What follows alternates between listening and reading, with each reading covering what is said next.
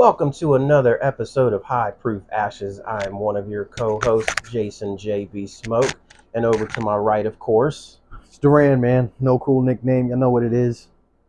Back at it. Back at it, man. We are back at it, and we got a little bit of a different setup. You know, it's going to be a little while before this one airs, but you know, so if you guys see some ashtrays going back and forth, that's why. So I bought this one. While I was at a cigar event. They had a vendor there that was selling these, handmade ashtrays out of reclaimed wood, and pretty neat. And I really like this one. It's got some holes drilled in it that'll fit your Glencairns. We're not using Glens today, but and there's a couple of them that'll actually fit this one, but I'm not sure which one it is, but it maybe close enough. It's good. It's kind of close, you know. I wish I could make it just a bit bigger, but they've lacquered this thing, so it would mess it up. It would probably mess up the finish. Yeah. But anyway, so as always, we've got some new stuff for y'all. For our cigar of the day, we're going to be smoking a brand that I don't really smoke that often because there's just not a whole lot that I like from them. Yeah. But I really enjoyed this one. I like their newer stuff, I guess I should say. Their newer stuff's kind of good. But this is a Joya de Nicaragua Cuatro Cinco. This is the box pressed, I think, Toro. I don't know that they're all box pressed, but this particular one is. Actually won this in a box. I won the box in a raffle. Mm-hmm. And so, but I know you haven't had this one yet, or at least I think you haven't. I don't believe I have. Okay. So this one, we had the green label one, right? That was the, I think it was the Cinco de Cinco. And you weren't a huge fan of it. Yeah. And so, but that one is a much milder cigar than this one is. So I'm kind of curious what you think about this one. Was that one of the episodes where we weren't, I don't know. Never mind. We'll talk about that after. But you brought the spirits for the day, so why don't you tell the folks what we got here? Both of these are Pursuits. So this is, I guess we would call them a boutique brand, right? Like that? Yeah. And based out of Kentucky. So this is their Double Oaked Bourbon, and this one is their Double Oaked Rye. I'm kind of looking at this here, and I don't know what that is there in the cork.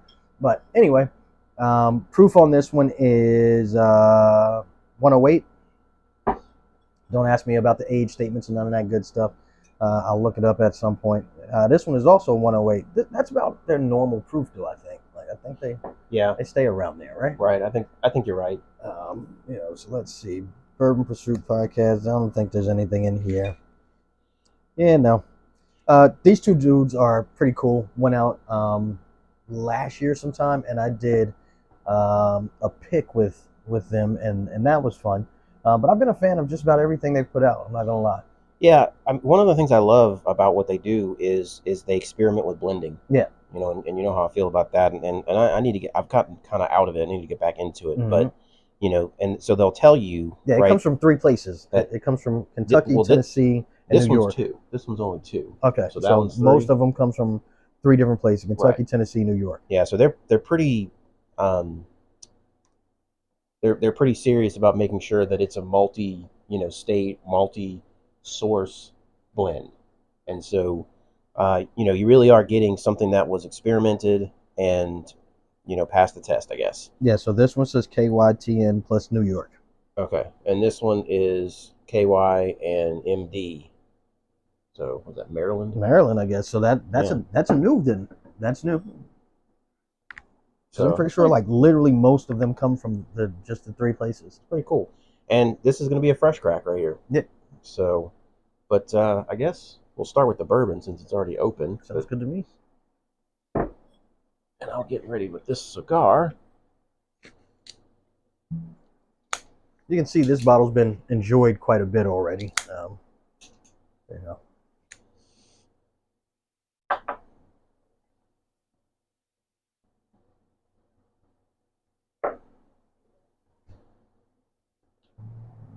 Yeah, it's definitely taking a hit. There's not much left there. Nah. Are you going to replace this one? So shelf space is at a premium in my house now. Yeah, don't I know it? I do like it, but Pursuit puts out so many expressions per year that I don't think I need to replace it with this one, because there'll probably be something else that comes down the line that That's probably true. I probably want to try, right? So just don't think it's necessary at this point.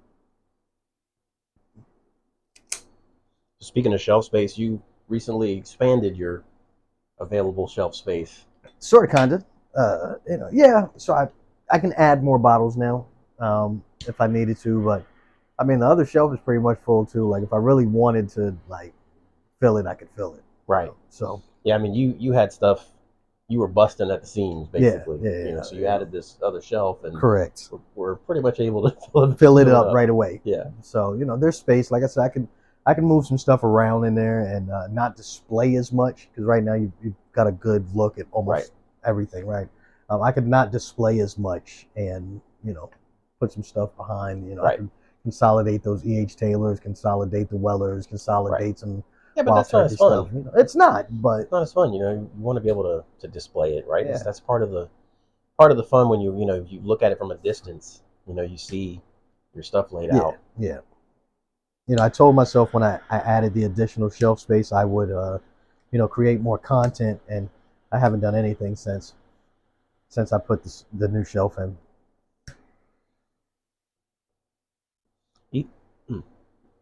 Easy to say, hard to do. It's not that I don't want to. It's just the amount of time I have in a day is limited. Right.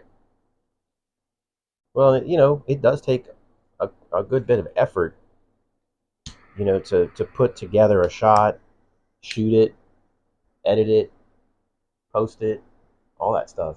It's you don't just do that in 5 minutes. No. That's the thing. I think realistically, I should probably put together a game plan, right? Okay, on Tuesday, I'm going to record, 3 or 4 things. Wednesday or Thursday, I'm going to try to edit those 3 or 4 things, and then, Friday, post one, and then I'll have some content. I mean, that's kind of how I do it, man. Tuesday is the day to, make sure that I've uploaded the raw footage, to the network drive, and pick the episode that I'm going to actually edit, and go ahead and run it. Right. Tuesdays are my day to do that. Thursday is a backup day if something happens on Tuesday. And then I'll go ahead and upload it as well. But I need to do the same thing, and I'm actually hoping that the return to office is going to get things a little bit more structured for me. Because right now it's just a little too loosey-goosey with me working from home, and there's nothing that drives me to go to bed at a certain time, or to wake up at a certain time, right? Or anything like that when you work from home. And I know that there are lots of people out there that love it for that. But I have just found that I need a little bit of structure. And so, I'm thinking I'm actually going to get more done, by going to bed at a decent time, waking up at whatever time, going in, work, come home, and then just continue doing stuff, right, with making content or whatever. I can say without a shadow of a doubt, I remember I told you previously, you working at home, I don't know how you do it, right? There were just too many distractions for me. My wife could walk in, my kids could walk in. Yep. It's part of the TV's definitely over there. I'm tempted to turn that on. Go to the office. I don't have those same distractions, and it's also just the mindset change for me when I actually walk into the office, right? If I don't leave home, the mindset doesn't really change. Whereas if I walk into the office, I know I'm at work, so I'm there for a specific reason. So no, I mean I completely agree with you, and that's what I'm saying. I'm got some high hopes there that it's going to help with some structure, and I can actually be a little bit more motivated to do more for the house and for the podcast, for her, I guess our crafting business, So there's just things that I want to do, and trying to get that motivation while you just work from home every day, Yeah. it's just not there for me. Yeah. And so I have to assume that going into the office will help with that. That's cool. So That's good. That's good. We'll see. But anyway, well, this smells interesting. So I'll say this. I don't know if this one tickles my fancy too much neither. Like, Really? it's okay. Okay. Now again, I'm still just in the foot, so. I mean, you just might not be a fan of Joya. Look. There's only like 3 cigars that they make that I like. So the rest It of is. them, I will say it's stronger than I expected it to be. okay. It's definitely stronger than I expected it to be. But we'll see. We'll see how it goes as we move forward. Well, you're gonna hate the price point on this thing. You said hate the price point? Yeah, you're gonna hate it. Oh, well, what is it? It's like $15. Oh yeah, no, it's Something like that. nope. $15, $16, something like that. Yeah. Let's keep going. Let's see how it works out. Let's see how it works out. So the aroma on this is very.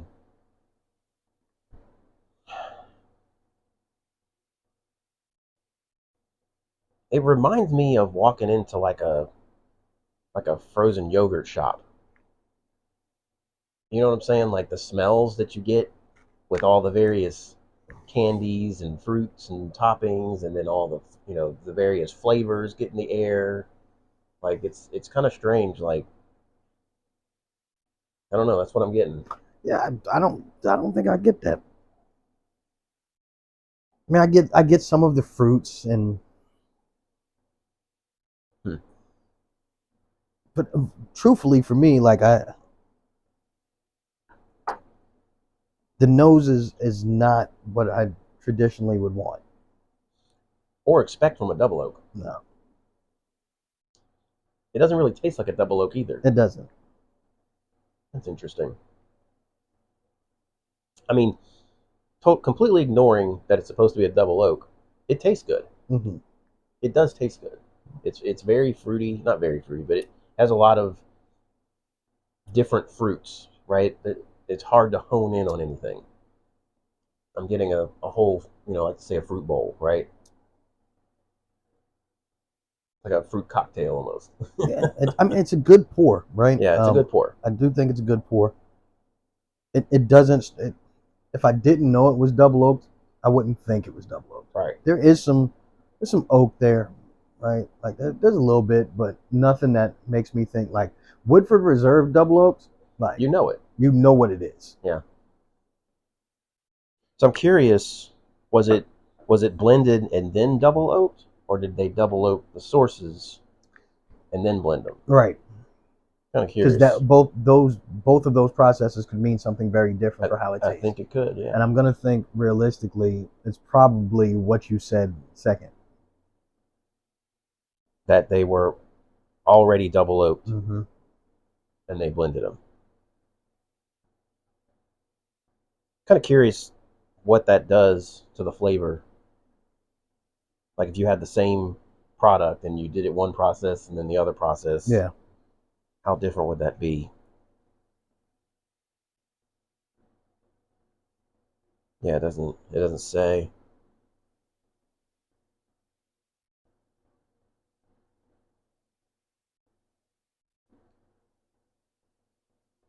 I don't know what it is. Like So the blend is a blend of rye and wheated bourbons. really? Yeah. Okay.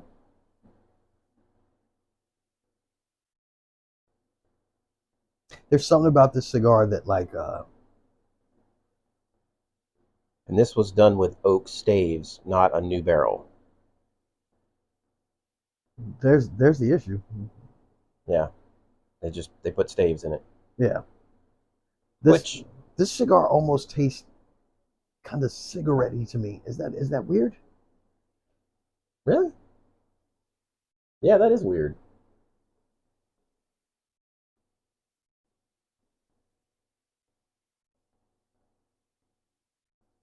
Because I tried to retro it. Because I'm not getting that at all.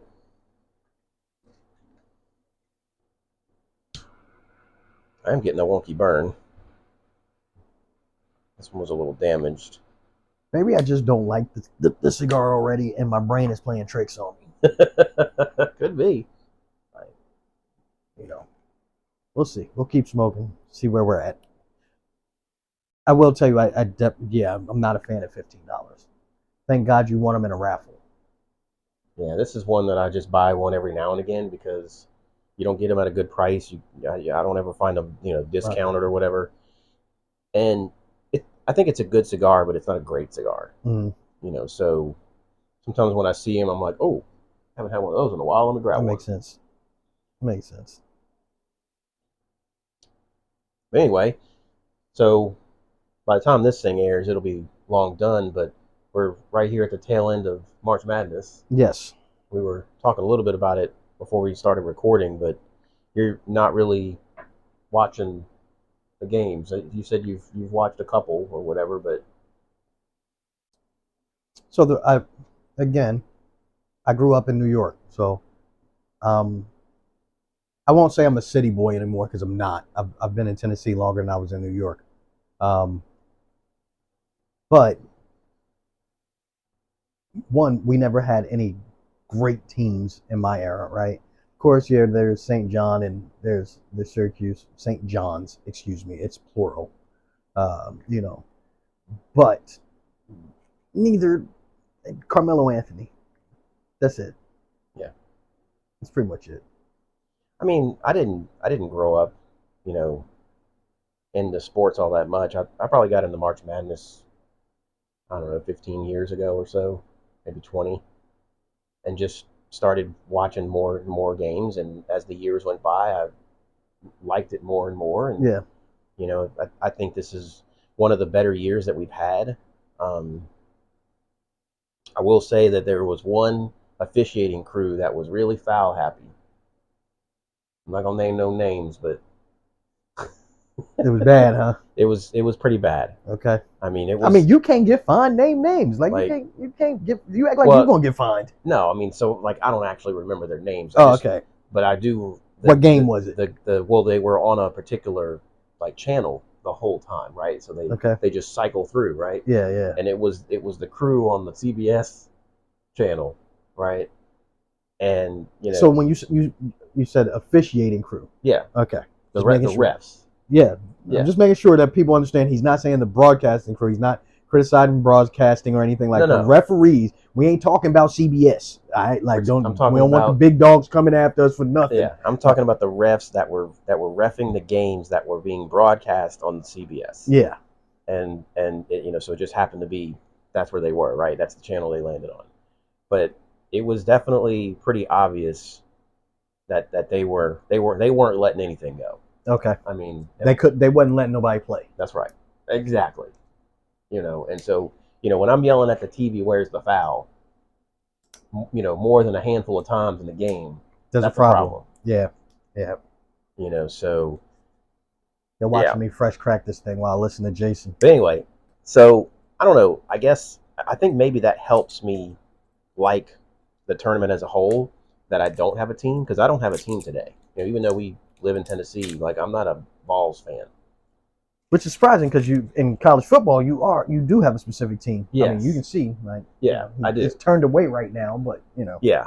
So, but I'm not a fan of theirs. With the other sports, I'm a football fan, and that's it. So I don't know. I enjoy the sport, and I enjoy what the tournament brings, and I think it's fun because I can't. So here's the thing. I don't watch the regular season in college basketball, like I do with football. With football, I watch all year.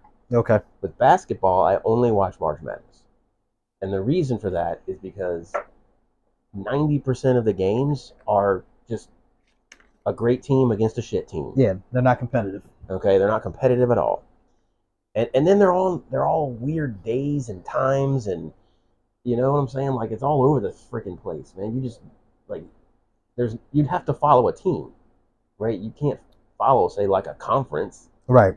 And I don't have a team, So it would be hard for me to try to spread my viewing time. And plus, when they're playing, it's football season.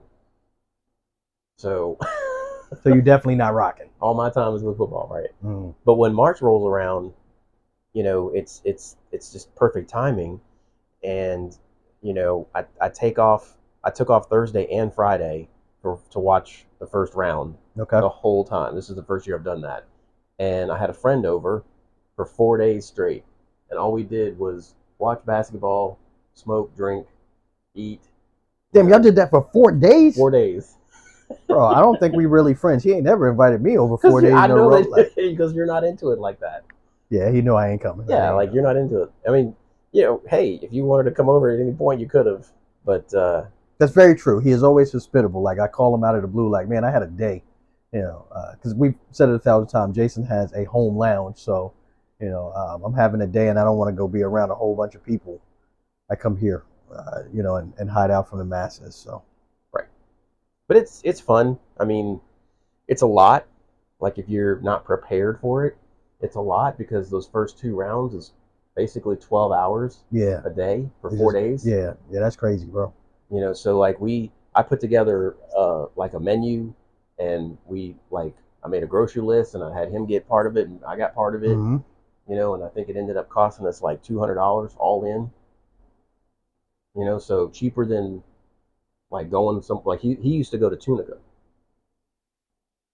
Okay. And stay there and watch the games and gamble and all that kind of stuff because he'd be at the casino. Yeah. And of course this is way cheaper. I don't know what you're saying though. Is it sounds like it might be kind of fun to do like a cabin trip. Mm-hmm. Yeah, it would. You know what I'm saying? Yeah, especially if you could figure out how to smoke. Yeah. But yeah. I mean, like this time of year, it's a good time to be at a cabin because you can turn the fireplace on outside, throw some wood in the fireplace, turn the game on, stay warm, that type of thing. You know what I'm saying? Yeah. So who knows? And I had the 4-way splitter going, mm-hmm. And so and it's perfect because they have 4 games going on at once. Watching all the games. And so let's see what you do is you get the fellas. You say, hey man, listen, we're going to the cabin. Bring a TV.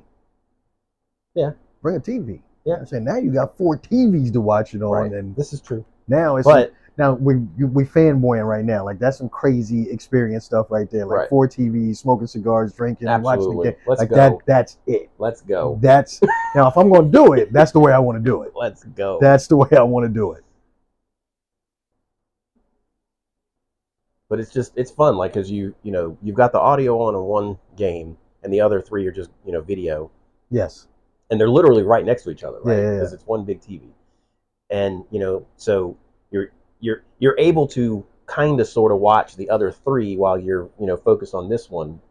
And then there were times where we might have the audio on this one, but I'm a little bit more interested in this one at this time because of the bet that I made or whatever, So yeah, it was a fun time. That's what's up. And I'm excited for the Final Four. At least the Duke Houston game. I don't know about the Florida Auburn game because I didn't want it. I was hoping that like a lot of SEC teams didn't get in because then that's just the SEC tournament all over again, basically. Yeah. So I'm kind of glad that only 2 of them got in and one of them's got to be eliminated. So there will only be one in the Final Four. I mean, in the championship. So that'll be good. We won't have an SEC final. So a lot of people wanted the opposite. Right, I know. A lot of people wanted it to be all SEC. So but again, I have no dog in this fight. You know what I'm saying? I'll probably watch the Final 4 games. Just because those, that's how I watch NBA basketball too, though, right? So like, I'm a huge Knicks fan. So you don't watch the playoffs? I do watch the playoffs. Okay. But I'm never upset if like I miss a game, right? For one, they play so many games. Yeah, because they don't. It's not one and you're done, right? They play no. Best of 7 or something. Best of 7. Yeah, you know what I'm saying? Like each one. Yeah. Each round or whatever. Best of 7. That's crazy. So I feel like that's just a money thing. Like let's just make more money. Well, I mean, couldn't you just play one and do a one and done? Yeah, you could, but like, I do like the fact that like you have to beat a team 4 times. You know what I'm saying? Like, because anybody can have one good night. I was gonna say you can't just get lucky one night. You can't get lucky. You have to be better than them.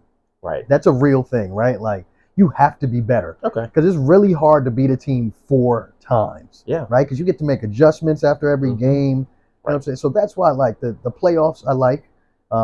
I normally wait until it gets down to, you know, probably few less teams. Like, you know, I'll watch a game here and there if I happen to be somewhere and it's one on. But I'm not watching, you know, all of those games. Like that's just not it. Okay.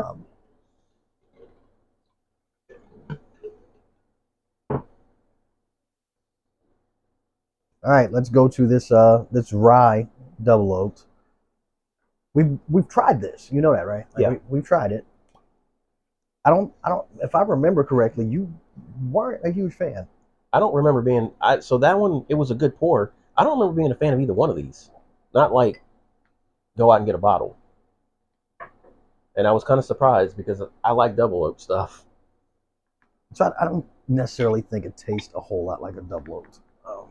And maybe that's what it is. Maybe it's just kind of disappointing. Yeah. For a double oak. Let's see here. Let's see what we got here. This smells better. It does. Still doesn't smell double oaked. It doesn't. It smells more rye. Which, I mean, it should. It is a rye, like, but Right. normally double oaking something would tame some of that.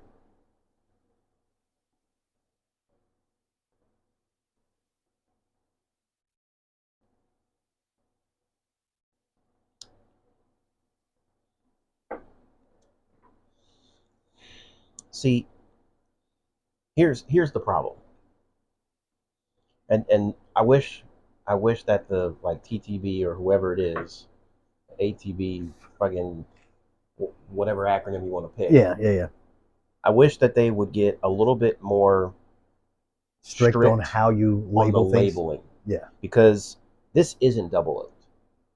This is finished. Okay, Makers does the same thing, where they suspend staves in the barrel. They don't call it double oaked. Is that one made the exact same way? Yeah, it's made the exact same way. They put staves in it. Okay. French oak staves.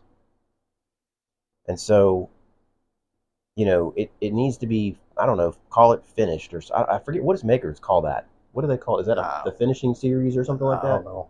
I think it's what they call it. Don't remember. For one, So, I literally right now own one bottle of Makers. Just no, one.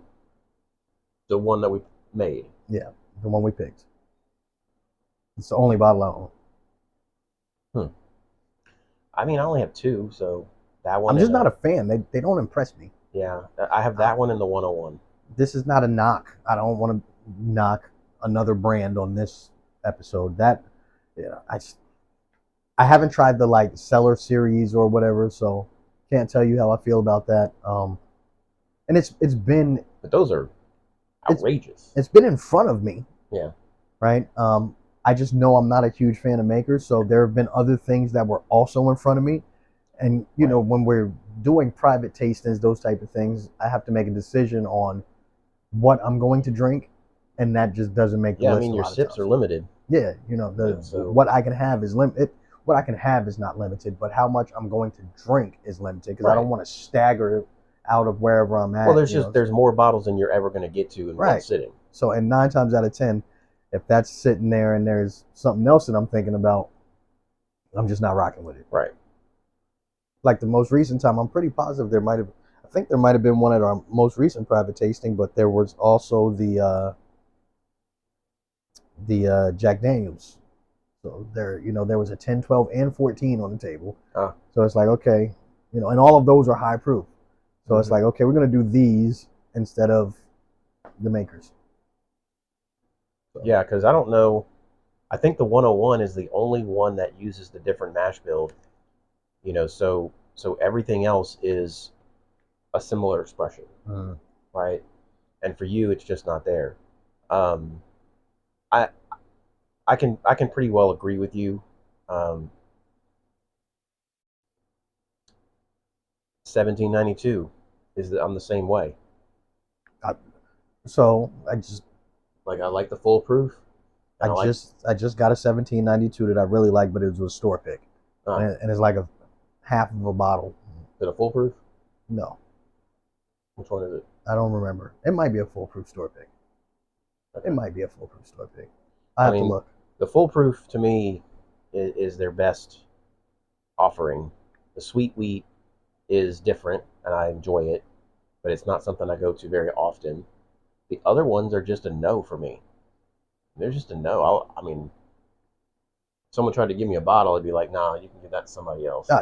Bro, literally, like that's what I was saying, and I was like, I've never had a 1792 that I'm like head over heels about. Right. That I'm gonna wake up and like go to the store and say, oh, I need another bottle of that. Yeah. There's not one. And this, it's not a knock on the brand either, right? So like, I don't think we're not trying to knock on them or makers or anybody else. It's just not my profile. It's not our palate. Yeah, it's just not our palate. What's the other one? Oh my God. Why am I drawing a blank? Heaven Hill. Not a fan of Heaven Hill. Even their new stuff, their grain the glass stuff. There was one that was decent. Yeah. The price point is an issue on those. It is. But like those are supposed to be like their primo offerings, you know? Yeah. I don't know. I'm drawing a blank right now too, because like Heaven Hill, what else do they make? Well, they I like McKenna. I don't like McKenna. I like McKenna. I don't like their bottled and bond. That's the one I'm talking about. I like it. No, I'm talking about the Heaven Hill has a Heaven Hill bottled and bond. Okay. It's like a blue label, I think. Don't remember if I've tried that. But that one, and people like somebody found a box of it somewhere in our group, and they put it in the chat, and everybody jumped on it, and I was just like, nope, I already know, I don't like Heaven Hill. I'm trying to think. So, you know, so I guess everybody's different, right? I mean, we're turkey fans. I'm sure there's people out there that can't stand, you know, turkey or whatever, right? It's just not their jam, you know. So, I mean, so who knows? We may come around, right? Like palates change, because I remember not being a fan of Four Roses, and now like you put a Four Roses single barrel in front of me, and like you know, I'm giddy about it, right? You know, but there's not too many of them that are bad, like right. But that's pretty much it, right? The single barrel. Yeah. Well, that's not true. I like the small batch select is good. Yes. I think it is. And then there's the super allocated one is pretty good too. I can't remember what it's called. So this pour, it's a good pour. Mm-hmm. It's just I think it's not what it's labeled. Right. You're misled, I think, by how it's labeled. You know, because when you hear double oaked, you expect that to mean a new barrel. Yeah. And that's not what you also expect to get some oakiness. Right. A little bit of oakiness, a little bit of dryness. Yeah. And you don't get that. All right, well, final thoughts, man. We're close. So I think as far as the drinks go, I'm not even sure which one I prefer over the other. I don't know that it matters because I'm not going to buy these. Okay. So the rye is a little bit more, I don't know. There's a little bit more of the traditional, you know, kind of rye bourbon flavors. The other one is a little bit sweeter. It's a little bit more floral. Mass appeal is probably over here. Yes. Probably. Which is why it's like almost empty. Mm-hmm. Right. Well, that one also just hasn't made an appearance anywhere. Like, you know, it wasn't even in our market. Oh, it wasn't? No. Oh. Ray picked that up for me in another state. I didn't know that. Okay. That's interesting because, like, they're based in Kentucky, right? Wow. As far as the cigar goes, I think this is a good cigar. I just think it's a little bit overpriced. I think this should be at about the $10 mark versus the $15, $16 mark. Okay. And, you know, I like that it's a box press. It's once I got through the damage, it started burning fine. I don't know. I don't have a whole lot to share about the cigar. It's good, but it's not great. Okay. It's better than average, I think. Okay. What you got? So I'll start with the cigar. I think Jason just told a lie. So Jason said it's better than average, but that can't be true if you want it to come down to an average price point. Okay. You get what I'm saying? Yeah. So you're saying you want it to come down to the $10 price point.